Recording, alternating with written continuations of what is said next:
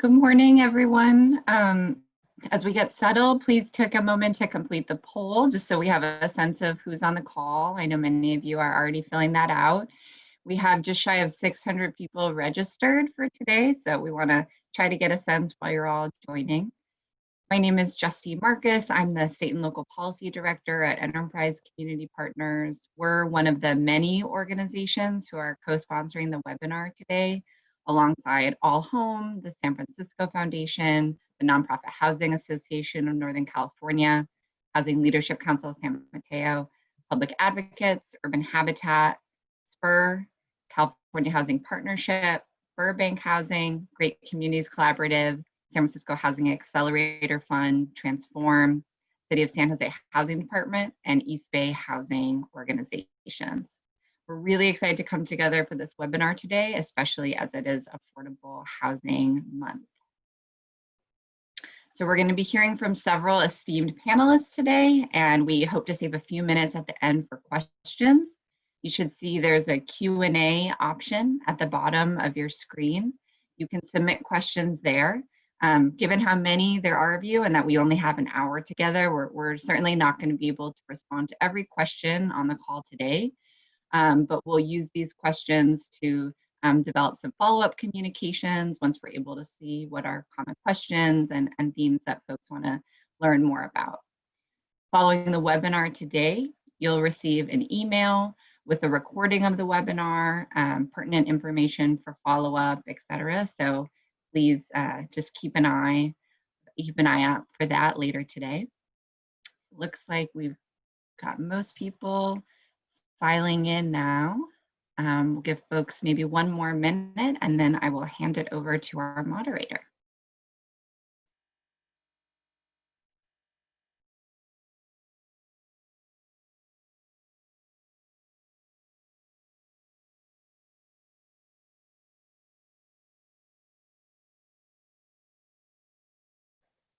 All right, well, in the interest of everyone's time, I'm going to kick us off. I want to hand it over to our fantastic moderator today, Tamika Moss. She is the founder and chief executive of All Home. Tamika, take it away. All right. Well, good morning, everyone. Thank you so much for joining us. I know it's a challenging time for all of us, so we're so grateful that you're able to take the time out of your day and be with us for this discussion. It really feels like now more than ever, we want to be talking about opportunities and solutions for our collective recovery. So thank you. Justine, thank you so much for the introduction. As you mentioned, my name is Tamika Moss, and I run All Home, which is a Bay Area organization that advances regional solutions toward disrupting the cycle of poverty and homelessness, as well as trying to create economic mobility opportunities for people with extremely low incomes in our region. And, one of the reasons that All Home as an organization feels so strongly about supporting BAHFA is because it really is an opportunity for the Bay Area to come together for the first time in many ways around a formal infrastructure to advance regional priorities around housing and homelessness. And we're so excited as an organization and partner in this effort, and really thrilled to be in this discussion today with all of the leaders who have committed to this work. We're going to be talking about the housing challenges that many of you all think about every day.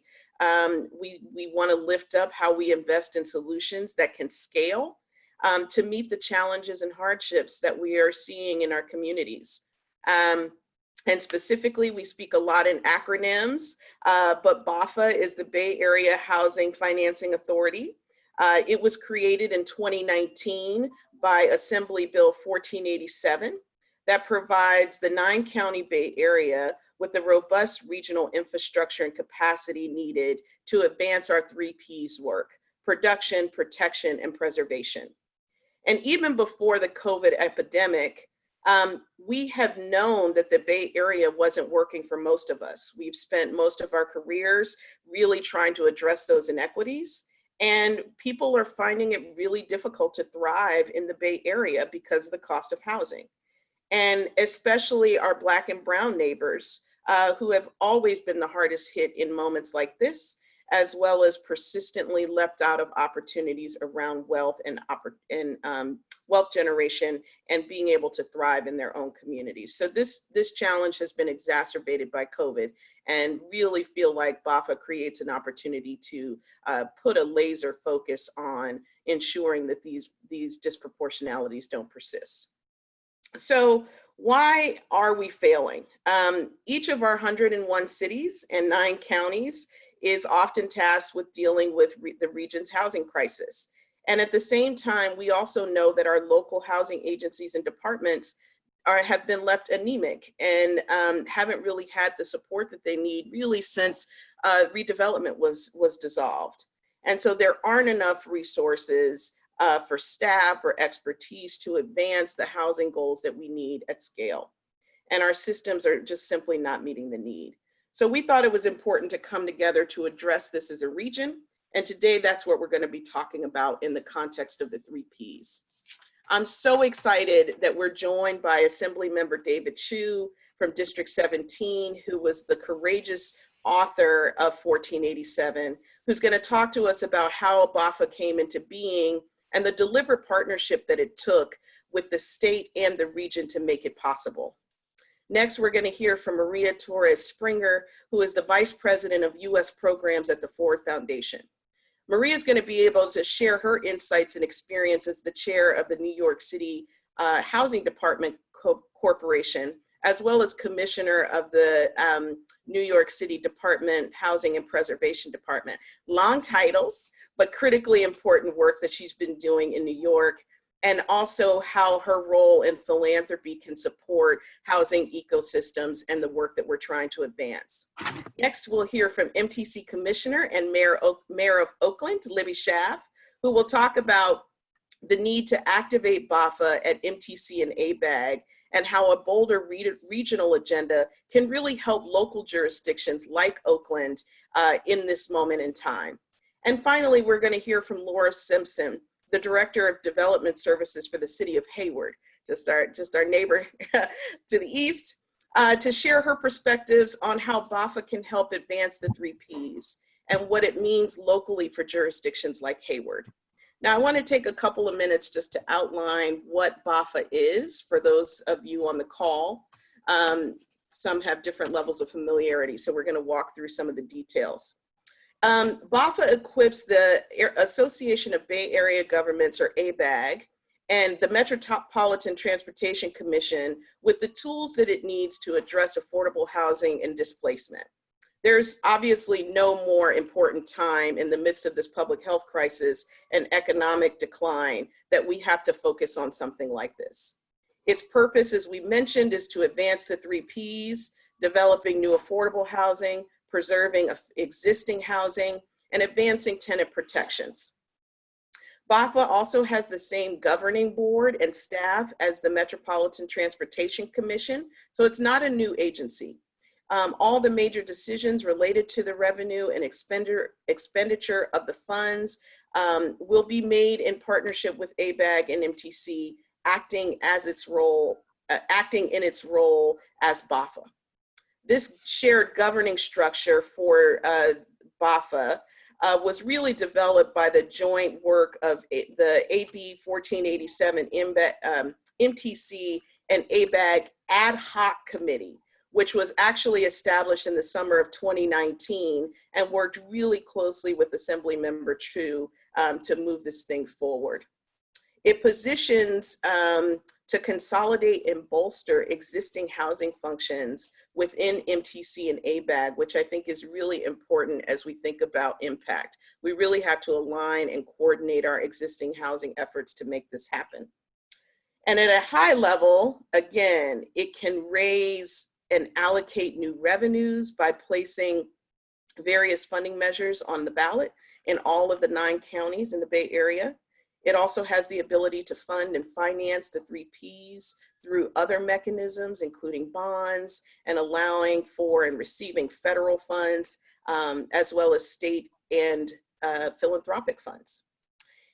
And then finally, it can collect data on housing production, monitor progress, and really provide technical assistance and support to local and county jurisdictions as they really work through what their housing priorities are. So it is critically important that we work together to advance this. So I'm gonna now go to our speakers. Hi, Assembly Member Chu, good morning. Hello, Tamika, how are you? I'm good, thanks. I wonder if you can start us off by telling us a little bit about the story of BAHFA and why you authored this bill. Well, first of all, good morning, everyone. I wish we were all in person. Hello from our state capital, and just thank you for all the work you're doing to move the Bay Area and California forward, and particularly our shared housing agenda, and of course, happy Affordable Housing Month. A few thoughts on sort of where we came from. I think it goes almost without saying, but I will say it anyway, that we would not have moved this forward but for the fact that the Bay Area has been the epicenter for the housing crisis in California and to some degree for the rest of the country. We were the region that saw the beginning of the spikes in home prices and rent raise, evictions and homelessness. And this is what is driving the entire conversation. I also want to really thank so many of you who I know are part of this discussion, who for many, many years have had a lot of debates and discussions of what we need to do more to move this forward. And I think it's fair to say that the kernel, the idea for this really came out of what had been warring parties that would often disagree on what we needed to do around housing and affordable housing, sitting at tables like at the CASA table or others to hammer out potential ideas, including this idea and this vision that the Bay Area needs to come together as a region. This idea that 101 cities and 9 counties going at it alone has just not worked. And all of the little rules and regulations that we put in place, as well as frankly, the lack of investment in housing has been a major reason why we are where we are today. I also want to credit other parts of the world who have been frankly doing a better job than us. And I know we're going to hear shortly from Maria Torres Springer from New York City. A number of us had a chance to learn about what happened in New York and in other places to really understand how can we do things differently, because as proud as we are about all the innovation we do in the Bay Area, we don't always have all the answers, and getting that perspective from the outside is really important. So as I was thinking about today, I did just a quick Google search late last night, and I pulled up the very first article that reported on this bill, and I will quote, the Chronicle said, quote, Chu has stepped into a political typhoon. And I have to admit, at that moment when I saw that on the front page of the Chronicle, I really wondered if we were going to get through the typhoon. But there are many reasons why we were able to get through it. You know, I alluded to before the fact that I think there really is a realization around the entire Bay, among many of our 101 cities and 9 counties, of the need and the imperative for us to work together. The fact that we have a $2.5 billion hole that we need to fill, 35,000 units of housing we've got to build every year that we're not. So that realization was moving things forward. But I would be completely remiss if I did not thank the incredible leadership around the Bay in moving this forward. So from the nonprofit sector, with Enterprise and NPH and other housing groups, Tamika, your organization, others really pushing the conversation. Huge shout out go to the leadership of MTC and ABAG, and particularly those members of the ad hoc committee. You know who you are, but you guys did incredible yeoman's work to move this forward. I know we're going to hear soon from Oakland Mayor Libby Schaaf, but that committee, but for the work and engagement of that committee, I don't think this bill would have moved forward. I have authored now almost 60 bills that have turned into law. This is the one bill that involved the deepest engagement that I've ever experienced in the last 6 years of working with local officials who had an incredible stamp on the bill. And I'll just mention a couple of the major changes so that we're all educated on that as we are talking about it. Initially, the bill addresses what governance, revenue, and expenditures could look like for a BAHFA structure. From a governance standpoint, I initially proposed creating a whole brand new regional body, and got a lot of pushback on that. And we landed in a really good place, which is to say that the 2 current regional bodies of the MTC and ABAG with their similar focuses, but their difference in how they're structured and how they're reflected, that they come together through majority votes to determine the future of BAHFA. From a revenue source standpoint, initially this bill was drafted to create a much larger kind of regional pool, but we certainly, again, heard from folks all over the Bay that individual counties wanted more monies to go back to where the taxes came from. And so there is a requirement in here that 80% of all monies that we receive for a ballot measure need to return back to those counties. And that was a very important sort of deal structure to make this work. From an expenditure standpoint, we have a commitment that 2/3 of the funding from whatever comes out of this will go to production and preservation of housing. And monies can also be spent for tenant protections, infrastructure that supports housing, staff support for cities that may be understaffed, et cetera. And so with the collective feedback of everyone, we really, I think, landed in a really good place. And so now, really the next step is to activate BAHFA, which would require a majority vote by ABAG and MTC to permit the MTC to really convene as a governing body of BAHFA, to set up the advisory committee of experts to provide guidance, to provide a platform for public engagement and public dialogue on this, and also doing all the technical and legal work that needs to happen. Activating BAHFA will be critical to set up the infrastructure to accept funding from the feds, from the state, other public funding, philanthropic funding. And so in other words, we really have to essentially create the structure of a house or vehicle before we can put any money or funds into it. Let me just end, I guess, this initial comment by saying something about the impact of the pandemic. I think it is clear to all of us that the pandemic has shone a bright, hot spotlight on what is not working in the Bay. And at the very top of that list, as we know, is housing and homelessness. This is the number 1, 2, and 3 thing voters care about in every corner of the Bay. And I'm not just talking about San Francisco, Oakland, and San Jose. I'm talking about literally every more rural, suburban, and urban corner of the Bay. We have to tackle this. We know we need to tackle it. And coronavirus makes it even more of an intense imperative for us to do so. The Bay Area, we were really the first jurisdiction or region in the country that got whacked with the pandemic. And it was really the regional leadership led by mayors and led by public health officers that came together to say, we have to do this, and we have to do it in a fast, we got to move fast, and we have to move together as a region, which frankly, I think saved literally countless lives, right?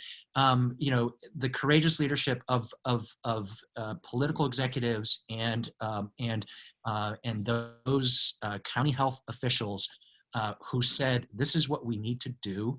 That is what drove this forward. And I think there's a real lesson there in what it means to lead regionally and to work together across our different boundaries and our jurisdictions. We don't have time to waste. We don't have time to spare. And because of that, I'm just, again, thrilled that we're convening and hope that we'll be able to continue to move this forward as quickly as we need to. Thank you so much, David. I mean, I think your example is exactly right, where we actually saw what working regionally looked like. And BAHFA is another example of how that can actually manifest. I wonder if you could talk a little bit about, now that we have BAHFA for the region, can you tell us a little bit more about what the funding opportunities are that you see in this environment now? So, I'll say on the one hand, in general, as we all know, funding is going to be challenging. But I have to admit, I am bullish, may be too strong a word to say, but everybody knows at the local level, at the state level, and at the federal level, how important it is for us to move forward funding for housing and homelessness. And so, for example, even as we speak, for folks who don't know, there's a very significant conversation happening at the federal level for federal funding potentially to come to California and the Bay Area when it comes to housing. At the state level, all of us who are state legislators, we have all been instructed by leadership to be very clear that in a budget that overnight went from a $21 billion rainy day surplus to a $54 billion deficit, that we are going to have to cut everywhere But there are two areas that that leadership has been very careful to say we are likely going to fund, and that is wildfire activities and things around housing, specifically around homelessness. So at the state level, there is definitely a lot of conversations in this area. And then certainly I want to thank folks from the philanthropic world and the corporate world. Lots of conversations about what could happen there. And so this is why it's so important to set up BAHFA. Regardless of whether we move forward with the ballot measure, and I'll talk about that in a moment, we need BAHFA to be a place to allow funding to come in at the regional level to the Bay Area. And, speaking about the ballot measure for a moment, it is my guess, I'm probably not saying something that will surprise people, that at this particular moment, people are feeling really scared, and we just don't know how, we think that folks will get it. Everyone knows that housing and homelessness needs to be at the top of the agenda. We'll see what happens with the ballot measure. But I suspect in the coming months, wherever the voters are at this moment in the middle of May, in the coming months, leading, say, potentially to November, I think support will just continue to pick up as the impact of the catastrophe continues. But regardless of whether we move forward with the ballot measure or not, setting up BAHFA is absolutely critical to be a vehicle where we can actually do things at a regional level. Because if not, what's going to happen is money's just going to get dispersed in the way that it always does. It'll go to some percentage of 101 cities and 9 counties, and I think we won't have that regional approach that we've wanted to.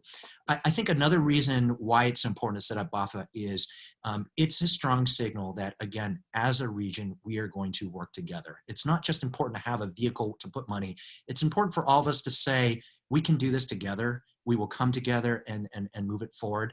And it frankly, having the structure set up gives folks like me the ability to push even harder, again, ballot or not, to push money to a vehicle like this.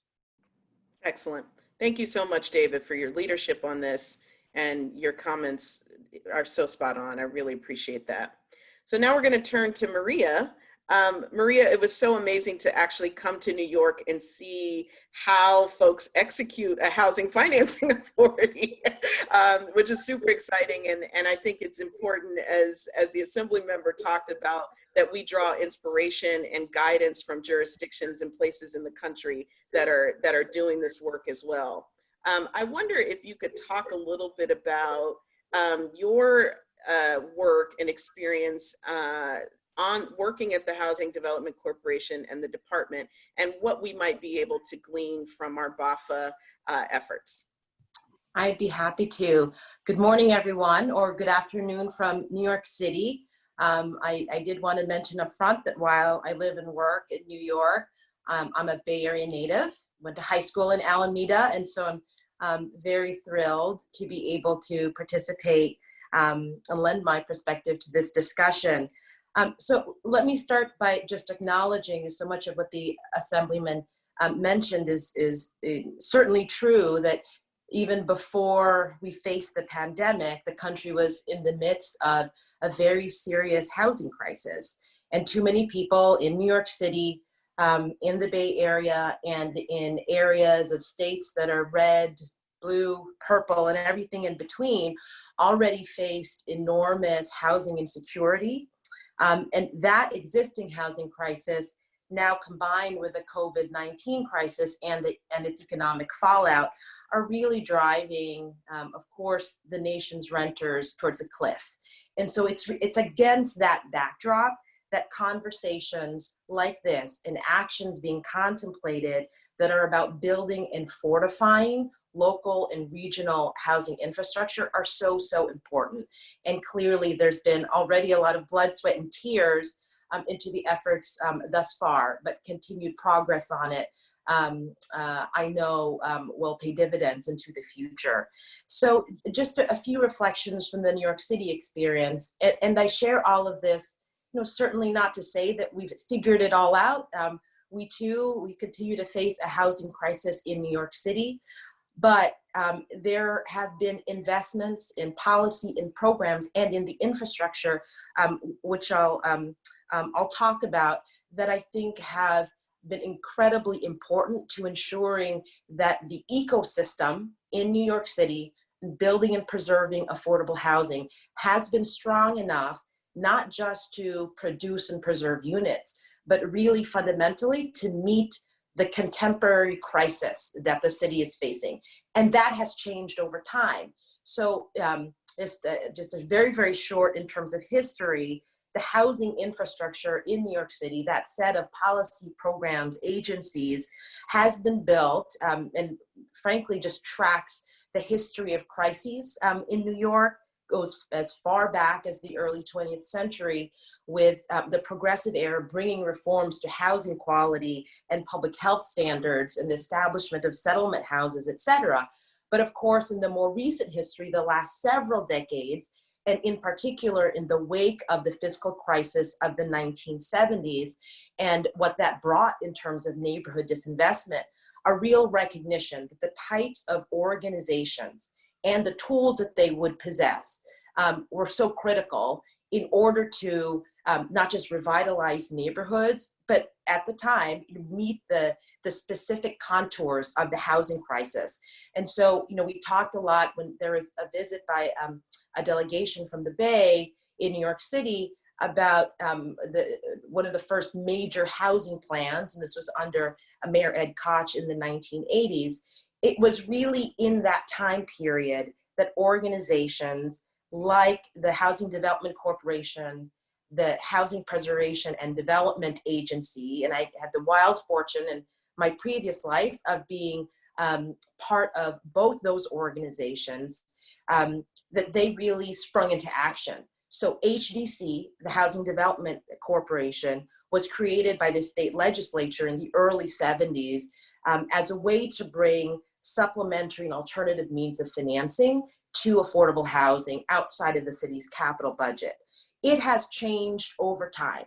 And in terms of the types of programs it has run, to an agency, an organization that today is really the nation's leading finance agency. So in 2018, it issued about $2 billion worth of bonds. And it works hand in glove with the Housing Preservation and Development Agency. Both these agencies were essentially tasked with overseeing Mayor Bill de Blasio's housing plan, and that was, I spent a lot of my time in government on that in the last several years, to a point where we were creating and preserving about 25,000 units of housing a year. And that, what it had created over the decades was essentially a public-private engine capable of building and preserving housing at that level. I'll end this particular point by saying that it has been clear over the decades that the nature of the housing crisis was going to change. Early 19th century, a lot about public health. And we're actually trying to pull lessons from that given the pandemic. And then it became one of neighborhood disinvestment. Then, of course, with different economic trends, it meant, what does it mean to respond to the Great Recession? And more recently, it has been one of affordability, as housing costs have certainly outpaced incomes. And so though the housing crisis in any part of the country, certainly true in New York, will change over time. But what has been critically important is the infrastructure, the different tools on financing, on policy, on program, and the coordination of the relevant actors in that ecosystem in order to meet not just today's challenge, but tomorrow's challenge and the one after that. That's such a great point, Maria. I think we often think that infrastructure is extra when it really is foundational. So I think that those points are really well taken. Now that you've sort of shifted your role into philanthropy as the Vice President of U.S. Programs for Ford, talk to us a little bit about the partnership that philanthropy can have in advancing better housing outcomes for communities. Of course. So there too, a long history of the relationship between philanthropy and housing crises in the city and in those chapters of the history that I mentioned before, starting from the progressive era and investments from philanthropy on housing quality, model tenement, settlement housing, to, of course, the 1960s in terms of the federal government's sort of war on poverty and the support of community development corporations, to the kind of more recent history of investing in production and preservation, but also as the homelessness crisis, the public housing crisis have also taken shape. Philanthropy has been a big part of trying to identify solutions to the crises as they've evolved.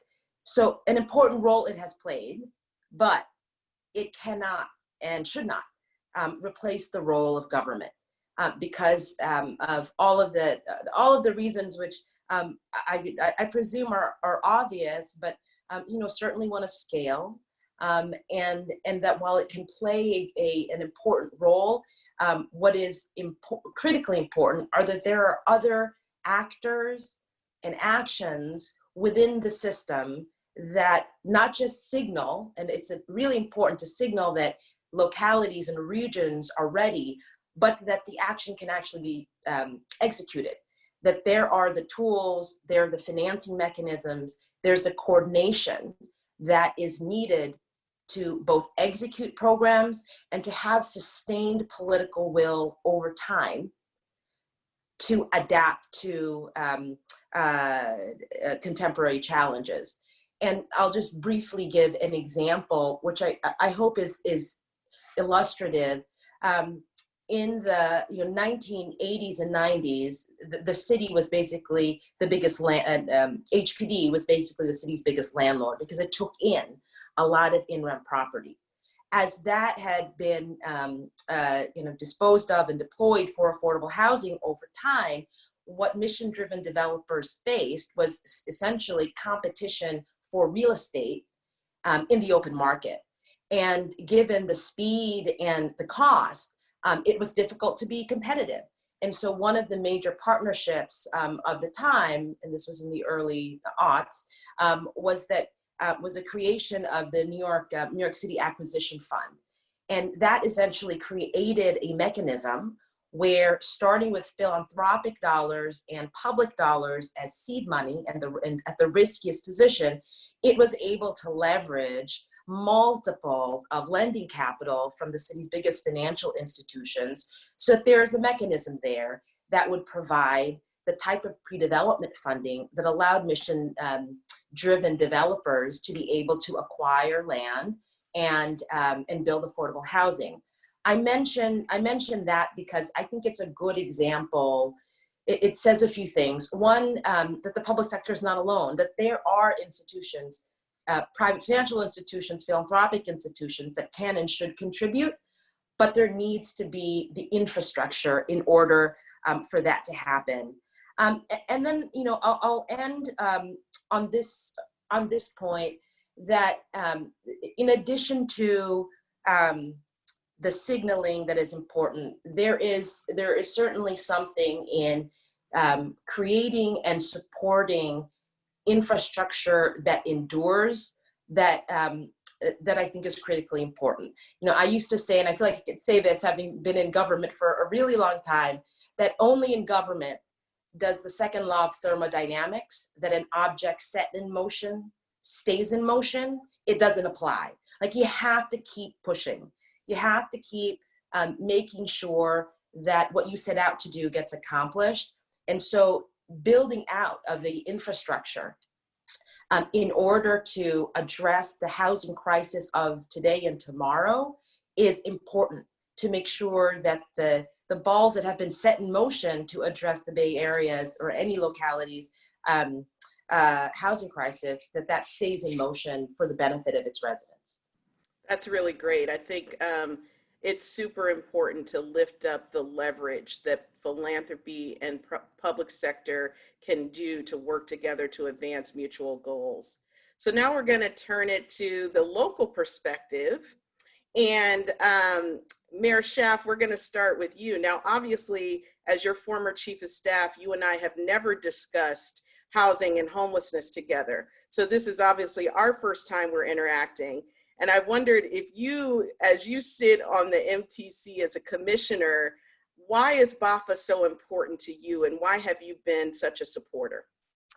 Well, I've been a supporter all the time, and thanks to Tamika for referencing our fond relationship. You still treat me like you're on my staff, so thank you for never leaving. BAHFA excites me because we see more and more that regionalism is what philanthropic funders want.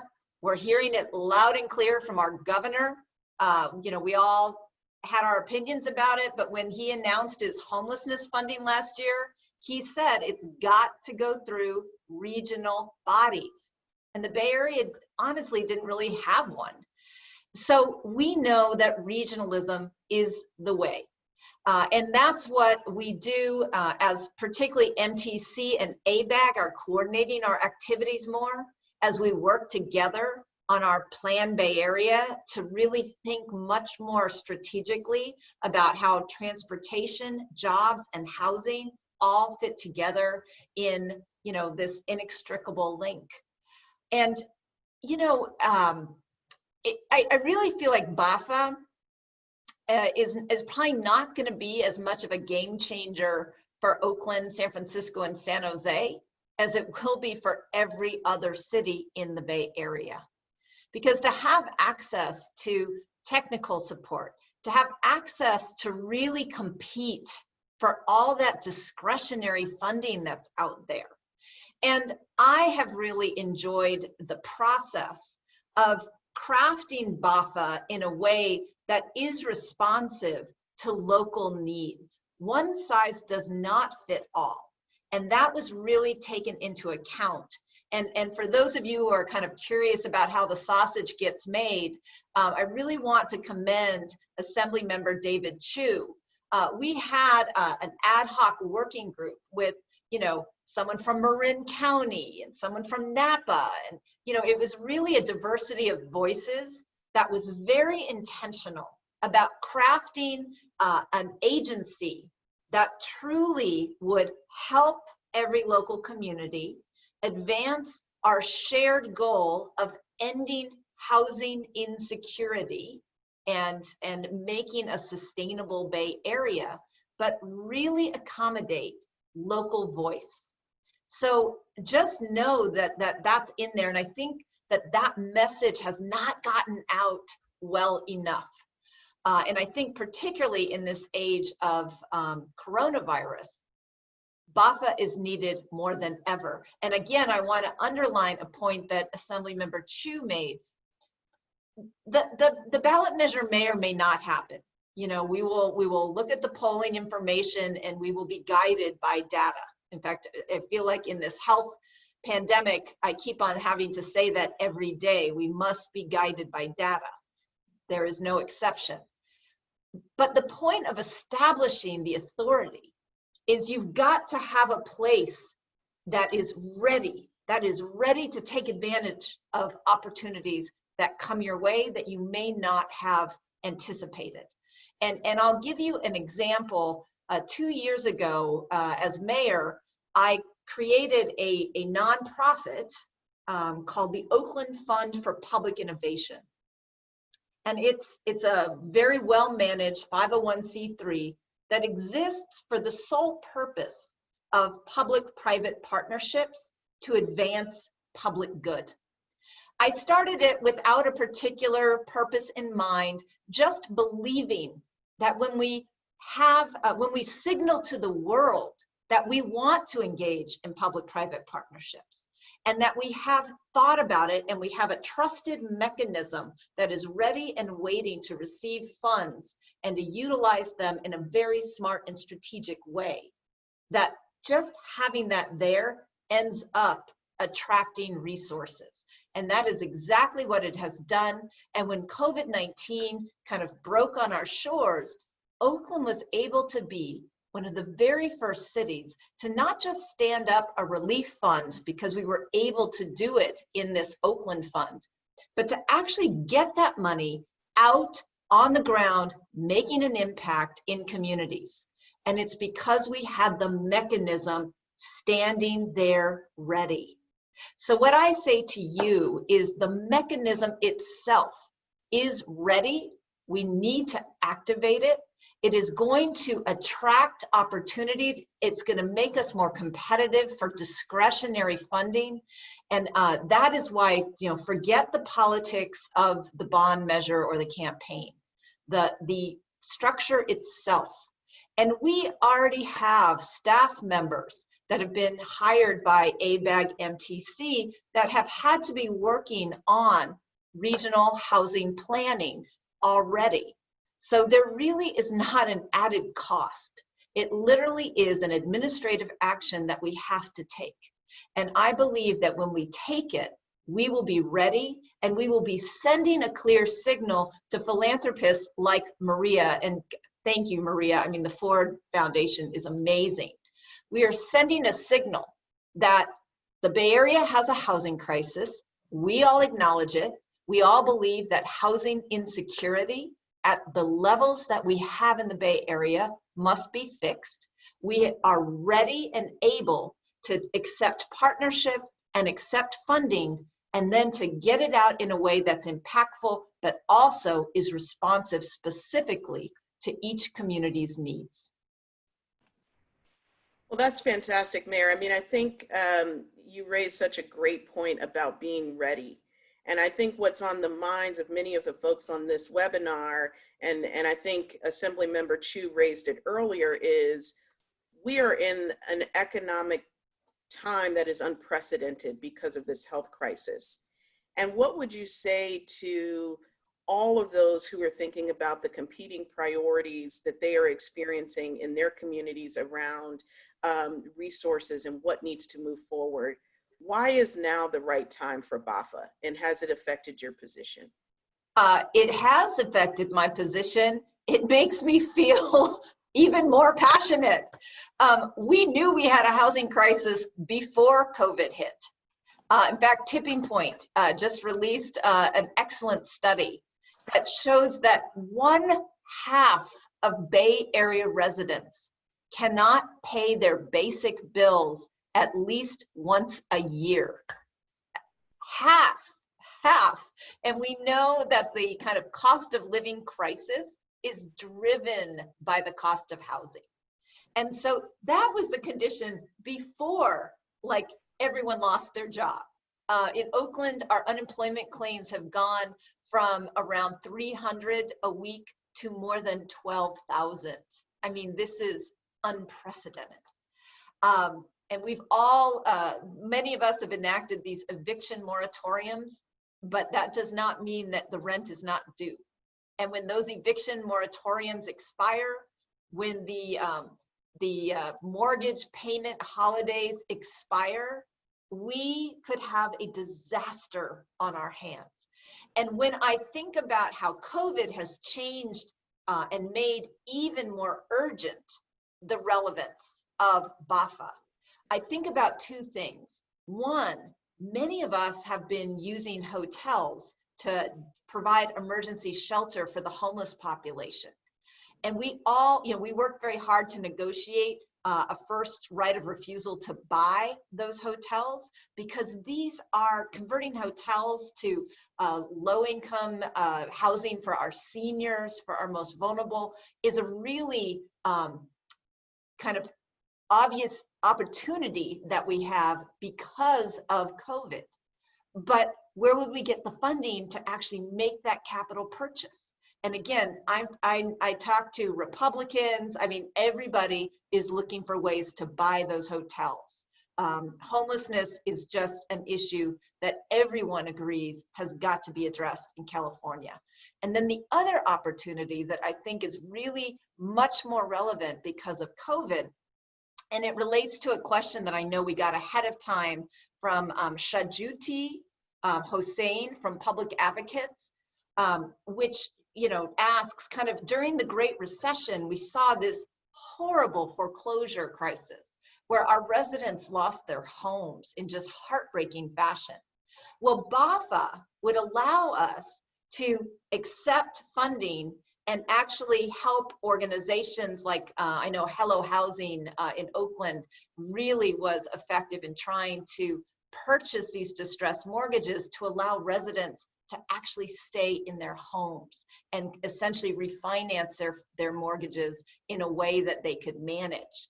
So we now are ready. We have this mechanism, if we stand up BAHFA, to actually prevent the horrific loss of community ownership that we saw after the Great Recession.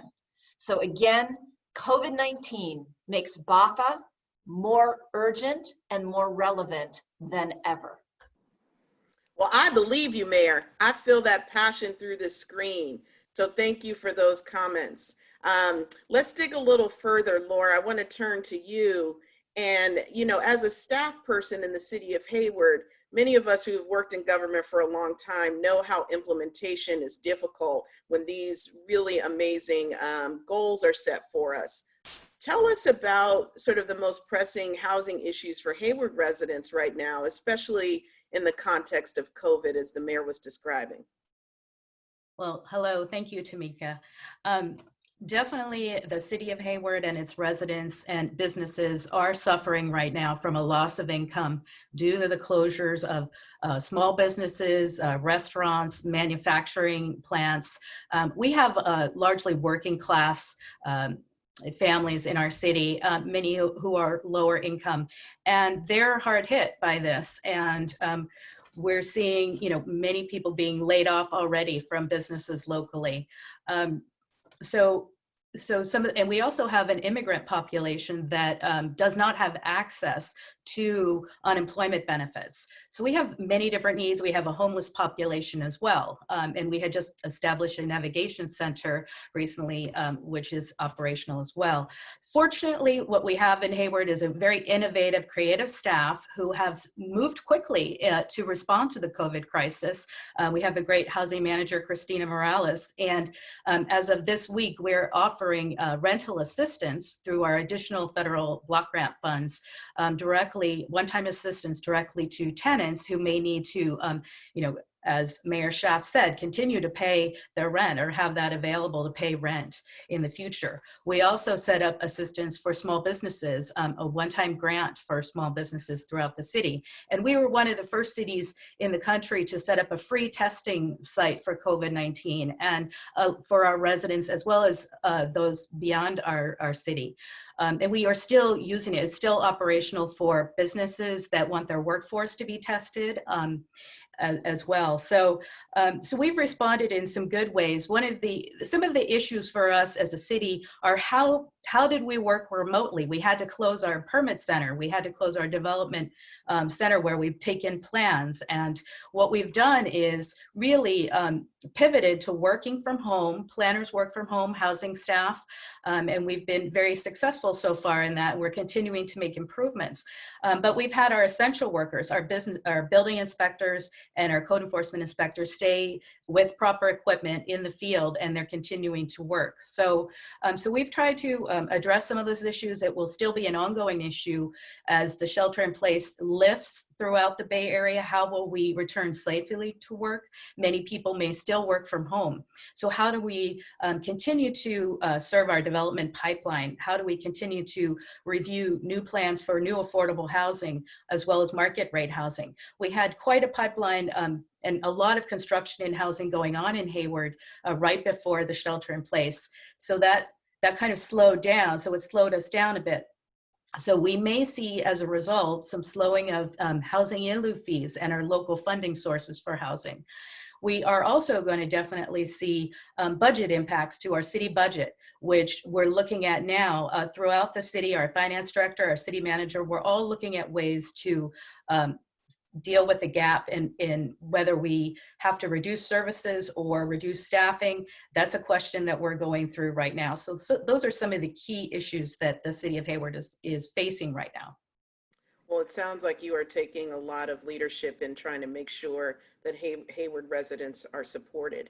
Now, you served on the Regional Housing Entity Task Force last year. How do you think that BAHFA can help Hayward to advance the 3 Ps?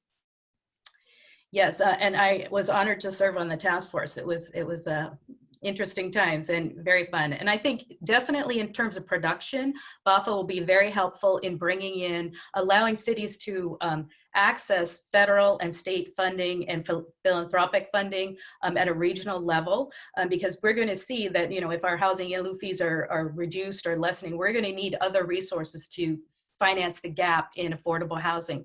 We have several SB 35 affordable housing projects that were approved recently. So we have spent some of our in lieu housing trust fund. So we'll need to replenish that. So I think BAHFA will be a great source for funds in the future. In terms of protections, I think BAHFA, as Mayor Schaaf mentioned, it's great to have a regional body that is set up already, that has guidance model ordinances in place. For example, in these times, we moved ahead as a city to do eviction moratoriums for both commercial and residential moratoriums. And then other cities moved ahead, and then the county moved ahead. So there were some discrepancies in those ordinances. And so to have that regional model ordinance available and ready alleviates some of that tension or those differences between counties and cities and jurisdictions, and allows us to be, be consistent, more consistent, and avoid the confusion that the public faces by having, different rules, but still being able to tailor it to the cities. So I think tenant protections is a key help, as well as in terms of preservation. One of our most at-risk types of projects is bond finance projects. If we have city subsidy in a project, we usually are able to recapitalize that project after 15 years and keep it affordable in the long term. But in terms of preserving those that were not funded by the city but are bond finance that can then pay off their bonds after 15 years, we need to be able to track those projects and ensure that we have assistance available for tenants as well as the owners to try to keep those and maintain the 20 to 40% affordability in those projects. So those are the ways that I see that BAHFA can help cities like Hayward and other cities throughout the Bay Area. Well, thank you for that, Laura. I really appreciate it. Now we're starting to reach the end of our time. And so I wanted to pose a question that we received from someone on the webinar to our panelists. And this question comes from Fiona Rudy with Mercy Housing that says, what are the next steps for activating BAHFA, and what can people do to support? And I'll open that up for anyone who wants to respond. I'll chime in very specifically on, and Darren, you got to help me out here. The executive board of MTC and the administrative board of ABAG are going to be meeting on the 17th, I believe. The 18th. 18th. Thank you. See, you should answer this question to me. So if you know Scott Haggerty, who's the chair of MTC, or Alfredo Pedrosa, a county supervisor from Napa, who's the vice chair, if you know Jesse Araguin, who's the chair of ABAG, although he's been a great advocate, these are people that you should be lobbying to support because they are going to be bringing a recommendation to both the full board of MTC and the full board of ABAG. And Tamika, you've got to help me with the meeting dates, but I know that ABAG will be voting on it first.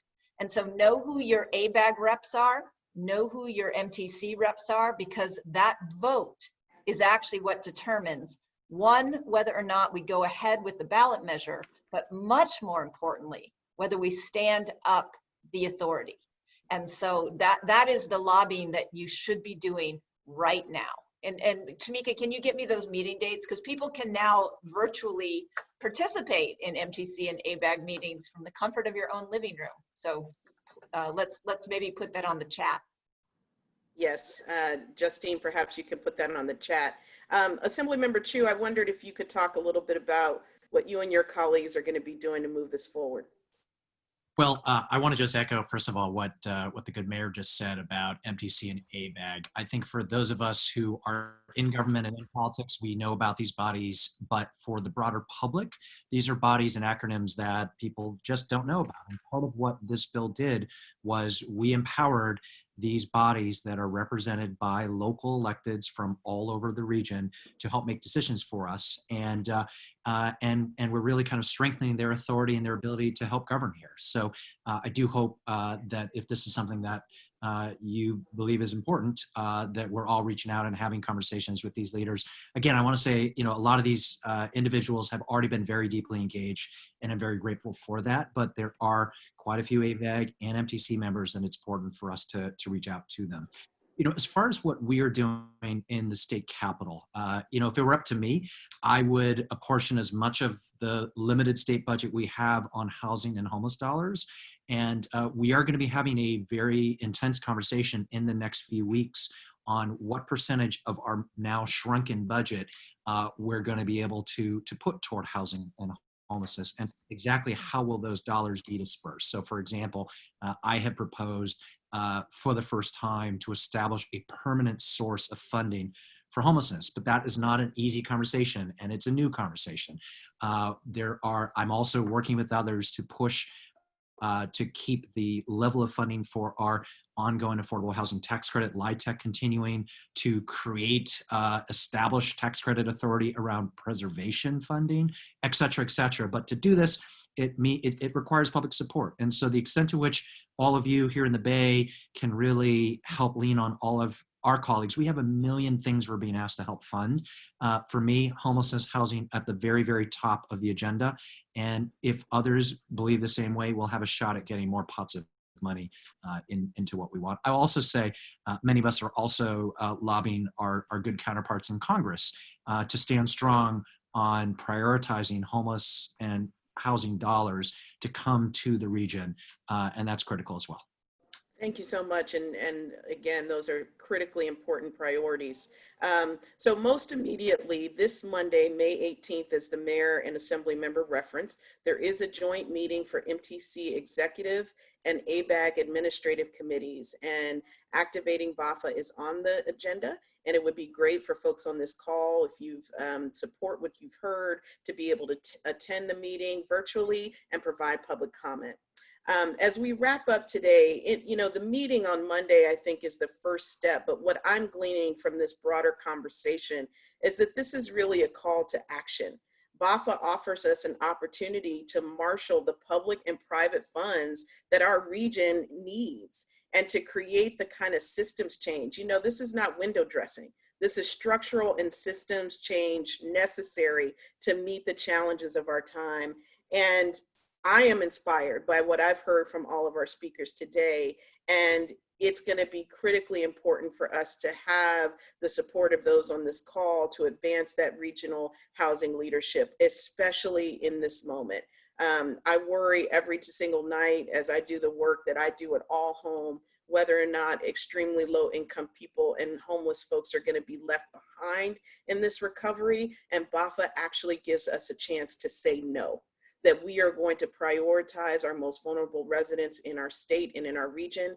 And these are the folks on this call, and all of you and our panelists who are going to do it with us. So thank you all so much. I want to also acknowledge one of our other co-sponsors, SV at Home, for putting this webinar together. And again, we're going to follow up with you via email with the additional dates that Mayor Schaaf referenced of how you can get involved. But if you do nothing but leave this conversation, that BAHFA is critically important in this moment, and we want to continue to partner with you all to advance our collective goals together. So thank you all so much for joining us.